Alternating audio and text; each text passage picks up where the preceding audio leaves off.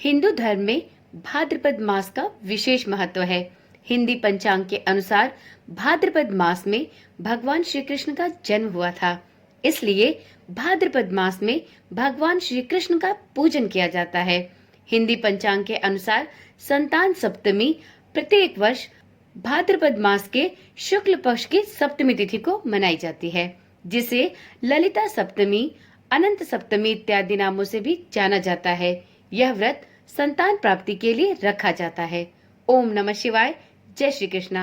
आप सभी का सनातन धर्मसार चैनल पर बहुत बहुत स्वागत है। मित्रों, ऐसी मान्यता है कि संतान सप्तमी के दिन पुत्रवती महिलाएं अपने पुत्रों की मंगल कामना के लिए, उनकी सुख समृद्धि और उत्तम स्वास्थ्य के लिए, उनकी उन्नति के लिए भगवान विष्णु, भगवान शिव एवं माता पार्वती का पूजन करती हैं।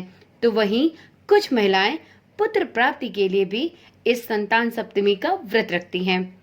इस व्रत को संतान साते के नाम से भी जाना जाता है। संतान सप्तमी का व्रत माता पिता या अन्य कोई भी स्त्री और पुरुष रख सकते हैं। चलिए आज की वीडियो में जानते हैं साल 2024 में संतान सप्तमी का व्रत किस दिन रखा जाएगा। इस दिन पूजा का शुभ मुहूर्त कब का है और इसकी पूजा विधि क्या है। साथ में वीडियो में ये भी जानेंगे कि संतान सप्तमी के दिन हमें कौन से कार्य करने चाहिए। तो चलिए देर किस बात की, वीडियो को प्रारंभ करते हैं।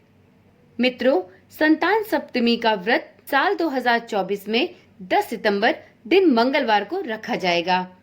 भाद्रपद मास की सप्तमी तिथि की शुरुआत 9 सितंबर 2024 को रात्रि 9:53 पर प्रारंभ होगी।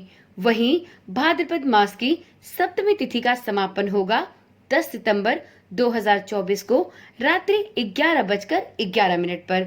इस प्रकार से उदया तिथि को देखते हुए संतान सप्तमी का व्रत 10 सितंबर को रखा जाएगा। वीडियो में आगे जानते हैं संतान सप्तमी की पूजा सामग्री। मित्रों, सावन, भादो, क्वार के महीने में जितने भी व्रत आते हैं उनमें भगवान शिव, माँ पार्वती और कृष्ण जी की पूजा विशेष रूप से की जाती है। संतान सप्तमी की पूजा भगवान शिव और माता पार्वती के निमित्त की जाती है। इसलिए इस पूजा में आप शिव जी के पूरे परिवार की प्रतिमा रख सकते हैं।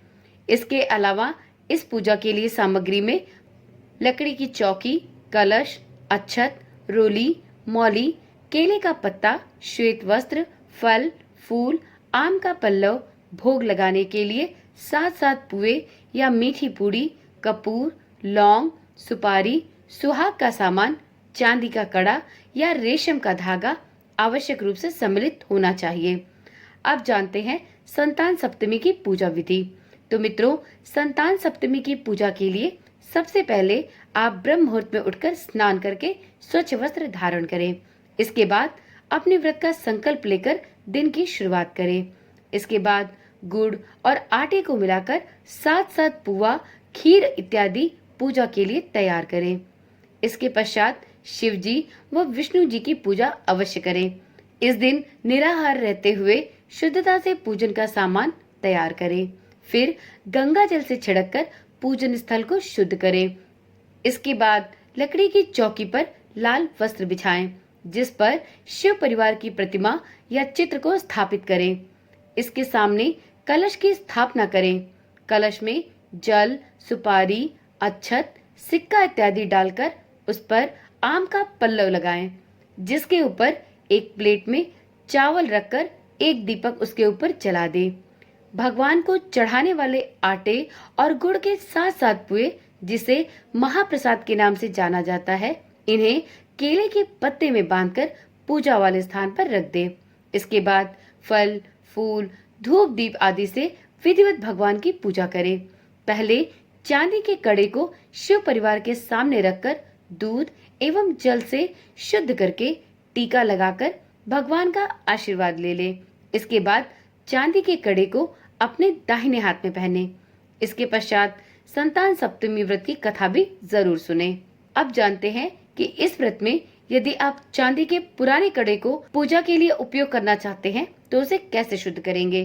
तो मित्रों, यदि आप चांदी का नया कड़ा नहीं खरीद सकते तो इस दिन संतान सप्तमी पर पूजा के लिए पुराने कड़े का उपयोग किया जा सकता है। इसके लिए आपको परेशान होने की कोई आवश्यकता नहीं। बस इस बात का ध्यान दें कि इस पूजा के लिए आप पुराने कड़े को शुद्ध कर ले। इसके लिए आप पुराने कड़े को गाय के दूध में धोकर शुद्ध कर सकते हैं। चलिए वीडियो में आगे जानते हैं इस दिन पूजा का शुभ मुहूर्त क्या होगा। तो मित्रों, इस पूजा को दोपहरिया पूजन के नाम से भी जाना जाता है। दोपहर में 12 बजे पूजन के साथ इसकी व्रत कथा भी अवश्य सुननी चाहिए। इसके बाद पूजा के लिए बनाए गए 7 पुओं को भगवान को अर्पित करना चाहिए। उसमें से 7 पुए ब्राह्मण को दे। इसके बाद 7 पुए स्वयं प्रसाद के रूप में ग्रहण करें। इस भोग के साथ ही अपने व्रत का पारण करें।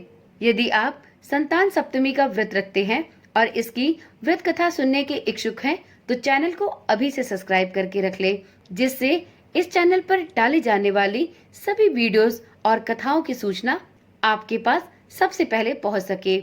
आप संतान सप्तमी व्रत के दिन इस चैनल के माध्यम से संतान सप्तमी व्रत की कथा को भी सुन सकते हैं। वीडियो के अंत में जानते हैं संतान सप्तमी व्रत के दिन कुछ विशेष कार्य जिन्हें आपको अवश्य करना चाहिए।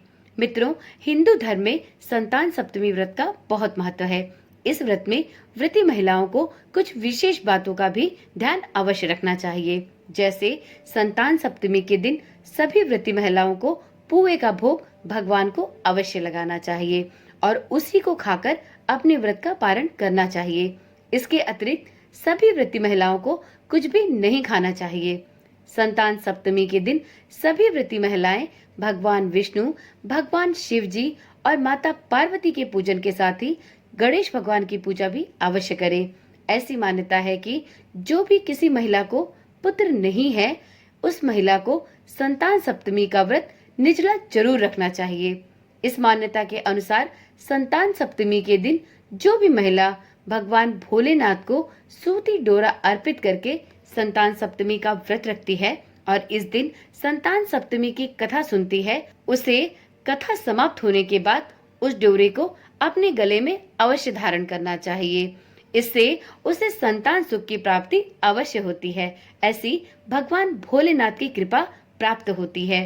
संतान सप्तमी के दिन जो भी व्रती महिला निर्जला व्रत रखकर शाम के समय गुड़ से बने 7 पुओं का भोग लगाती है, तो उसके पुत्र को दीर्घायु का आशीर्वाद भगवान भोलेनाथ से प्राप्त होता है और उसके पुत्र के लिए स्वास्थ्य, तरक्की और प्रगति का मार्ग भी प्रशस्त होता है।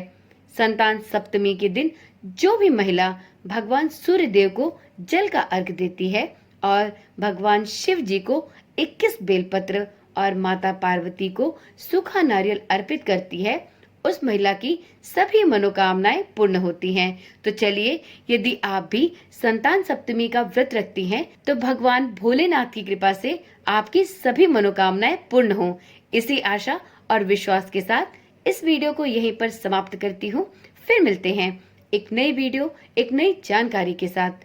तब तक के लिए ओम नमः शिवाय, जय श्री कृष्णा, राधे राधे।